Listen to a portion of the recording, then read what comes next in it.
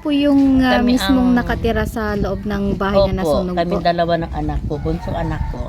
So dadalawa lang po Dalawa lang kayo. po kami. Ano po yung rason Start kung niyan, bakit may sunog po? Nag-isi ako ng 3:30, nag-CR ako. Sinindi ko yung switch ng CR, pero yung kisame ng CR ko, punong-puno talaga ng tubig. Talaga malakas ang tulo, nakabaldi-baldi kami din sa CR, pati sa kwarto. Siguro yun, siguro ang start na ano na. Hindi ko lang siguro na nakita na nag-spark. Kasi nakayuko ako sa nag-CR ako ng CR. So, tapos pinatay ko. Pagpatay ko, siyempre wala ako isipin kasi wala naman ako pasok puti. Pumasok na ako sa puti dahil magsisigaan ako ng tubig. Kasi luluto kami ng pansit. Ngayon, yung kasama ko, lumabas. Ate, yung kwarto mo, ang laki ng apoy. Bakit ka ko? Saan darling? Wala naman nakasaksak na mga gamit kung maliban na sa rip lang.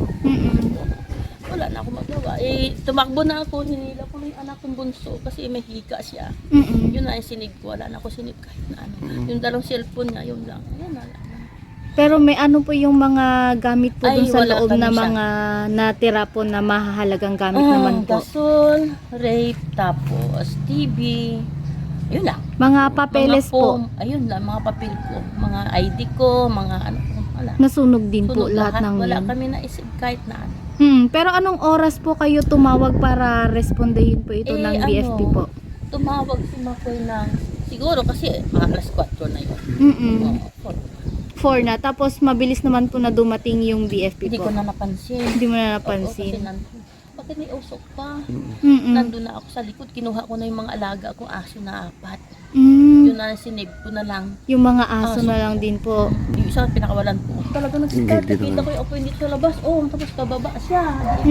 Talaga kasi yung kisame niya, pa-plywood lang siya. Plywood. Na medyo bulok-bulok na rin mga plywood. Kaya madaling nasunog. Kaya ma'am. yung apoy na nasa labas.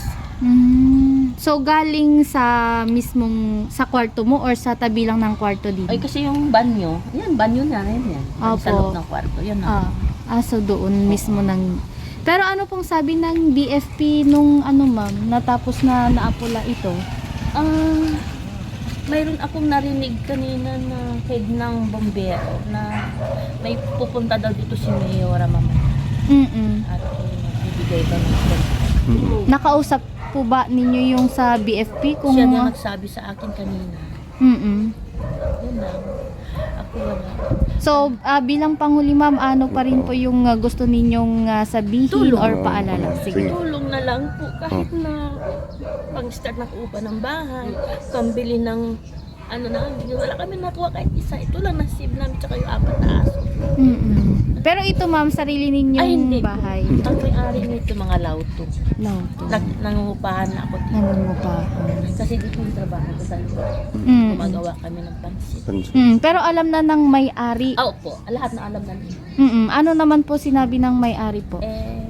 Wala naman, lang, disgrasya. Disgrasya. Walang naman sisihil kasi alam naman nila na maingat ako sa mga gamit, lahat naka-off, maliban sa rape.